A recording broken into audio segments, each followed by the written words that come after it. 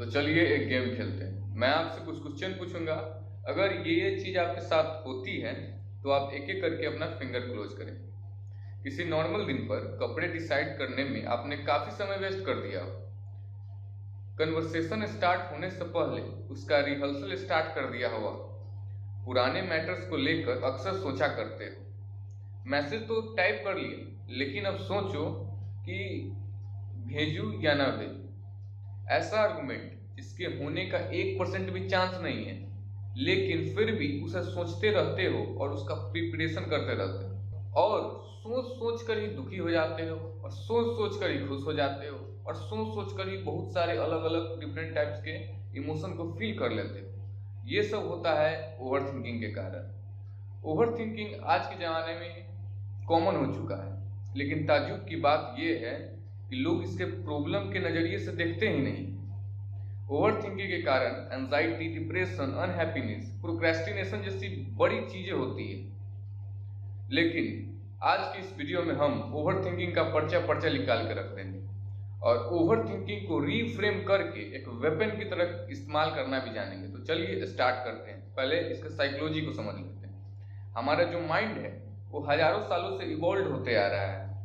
जब हम होमो सेपियंस थे और जंगलों में रहा करते थे, तो हमारे दिमाग में एक ही ख्याल था, सर्वाइवल सर्वाइवल सर्वाइवल। और हमेशा ये डर बना रहता था कि कोई जानवर हम पे हमला ना कर दे, इसलिए हम ग्रुप में रहा करते थे, वेपन्स का इस्तेमाल करते थे और हर चीजों को प्रिडिक्ट करने की कोशिश करते थे, और सेफ्टी का ख्याल हमारे दिमाग में हमेशा घूमता रहता था कि बुरा से बुरा क्या हो सकता है। और यही थॉट, बुरा से बुरा क्या हो सकता है, ये आज भी हमारे दिमाग में स्थित है। और इसी के कारण हम लोग हर चीज को प्रिडिक्ट करने की कोशिश करते हैं और ओवर थिंकिंग करते हैं। थोड़ा बहुत होना ये नॉर्मल है, और ये बात जान लीजिए, प्रॉब्लम ओवर थिंकिंग में नहीं, प्रॉब्लम नेगेटिव ओवर थिंकिंग में। अगर ओवर थिंकिंग को राइट वे में और पॉजिटिव तरीके से किया जाए तो यही डीप थिंकिंग बन जाता है। विवेकानंद का एक क्वाइट है कि हमें तूफान को रोकना नहीं है, उसके रुख को बदल देना है। लेकिन अब पता कैसे करें कि हम हेल्दी थिंकिंग कर रहे हैं या अनहेल्दी थिंकिंग? इसके लिए दो फैक्टर है। पहला, टाइम। अगर आपको कोई बुक लिखने में 6 महीने 3 महीने भी लग रहे हैं, तब पर भी ये हेल्दी थिंकिंग है। बट आपको 1 मिनट का रील बनाने में और आपको 2 दिन 4 दिन भी लग जा रहा है, तो ये अनहेल्दी थिंकिंग है, क्योंकि रील बनाने में उतना टाइम नहीं लगना चाहिए। नंबर 2, एक्शन और इनएक्शन। ऐसा थिंकिंग जो आपको एक्शन की ओर ले जाता है, एग्जीक्यूशन, सोचने के बाद आप एग्जीक्यूट करते हैं, वो हेल्दी थिंकिंग है। और ऐसा थिंकिंग जो आपको इनएक्शन की ओर ले जाता है, वो अनहेल्दी थिंकिंग है। तो हमने ओवर थिंकिंग को काफी अच्छी तरीके से समझ लिया। अब हम लोग जानेंगे 5 ऐसे तरीके जिससे हम ओवर थिंकिंग को मैनेज कर पाएंगे। Number 1, 90-10 rule. इस रूल के मुताबिक हमारा जो सेल्फ वर्थ है, मतलब हमारा जो एबिलिटी है, डिसएबिलिटीज है, हम अपने बारे में जैसा ख्याल रखते हैं, सोचते हैं कि हम ऐसा है, वो होता है सेल्फ वर्थ। हमारा जो सेल्फ वर्थ है 90% हमारे एक्नॉलेजमेंट के बेसिस पर आना चाहिए और 10% लोगों के बेसिस पे। लेकिन हम लोग इसका उल्टा करते हैं। हम लोग वो नहीं हैं जो हम सोचते हैं, हम लोग वो हैं जो दुनिया सोचती है। एक बात बताइए, अगर आपको स्पीच देना है किसी भी टॉपिक पे, तो आप क्या कीजिएगा? ये सोचिएगा कि मैं इस स्पीच को स्टार्ट कैसे करूं, एंड कैसे करूं, उसमें मैं क्या लिखूं और मैं क्या बेनिफिट दे सकता हूं लोगों को। 90% यही ना सोचिएगा, और 10% ये सोचिए कि लोगों का फीडबैक कैसा रहेगा, लोग मुझ पर हंसेंगे या तालियां बजाएंगे, कि लोग कैसा सोचेंगे। 10% ये सोचना। आते हैं नंबर 2 पे, डिसीजन मेकिंग। डिसीजन मेकिंग को समझने के लिए पहले जेफ बेजोस के डिसीजन मेकिंग के फॉर्मूले को जान लेते हैं। वो डिसीजन मेकिंग को 2 पार्ट में बांटते हैं, रिवर्सिबल और इरिवर्सिबल। रिवर्सिबल जिसे आप चेंज कर सकते हो, और इरिवर्सिबल जिसे आप चेंज नहीं कर सकते। जैसे आपको कोई कपड़ा चूज करना है कि कौन सा कपड़ा पहनूं, तो आप इसे जल्दी डिसाइड कीजिए क्योंकि ये रिवर्सिबल है। और जैसे आपको कोई कॉलेज चुनना है, तो आप इसे थोड़ा सोच समझकर डीप थिंकिंग के साथ इसे डिसाइड कीजिए। अब आते हैं नंबर 3 पे, रीफ्रेम।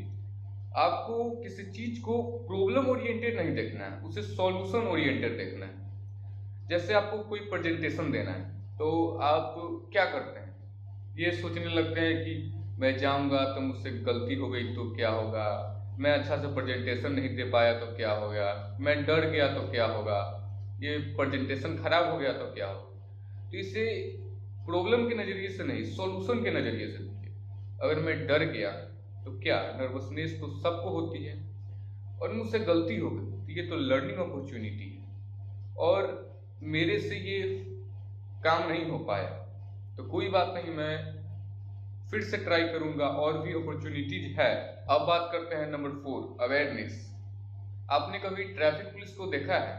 पहले वो क्या करते हैं, पहले वो ट्रैफिक को एनालाइज करते हैं कि किधर से ज्यादा गाड़ी आ रहा है, किधर से कम गाड़ी आ रहा है, किसको पहले छोड़ना चाहिए, किसको बाद में छोड़ना चाहिए, उसके बाद वो एग्जीक्यूट करते हैं। तो इसी तरह आपको करना है कि पहले आपको अपने थॉट को समझना है कि कहाँ से आ रही है, क्यों आ रही है, उसके बाद आपको सॉल्यूशन खुद ब खुद मिल जाएगा। अवेयरनेस का काफी सारा मेथड है, जैसे मेडिटेशन आप कर सकते हैं, जर्नलाइजिंग कर सकते हैं, सेल्फ टॉक कर सकते हैं। इससे आपके दिमाग में क्लैरिटी हो जाएगा क्या करना है, नहीं करना है, और आधा ओवर थिंकिंग तो ऐसे ही खत्म हो जाएगा। अब आते हैं नंबर 5 एंड फाइनल, अनसर्टिनिटी। एक बात बताइए, अगर आपको हर कुछ पता हो, अगला स्टेप कि अब क्या होने वाला है, तो आप क्रिकेट देखेंगे तो आपको ये भी पता होगा कि टॉस कौन जीतने वाला है, कौन कितना रन लेने वाला है, कौन किस बॉल पे आउट होने वाला है, तो आपको क्रिकेट देखने में मजा आएगा?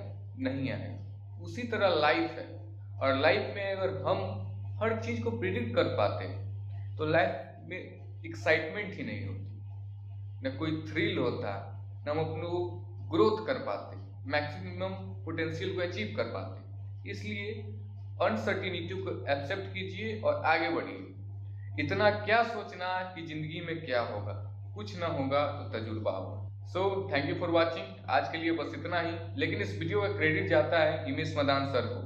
मैंने उन्हीं का कॉपी किया है, लेकिन अपने अंदाज में। सो गुड बाय, मिलते हैं नेक्स्ट वीडियो।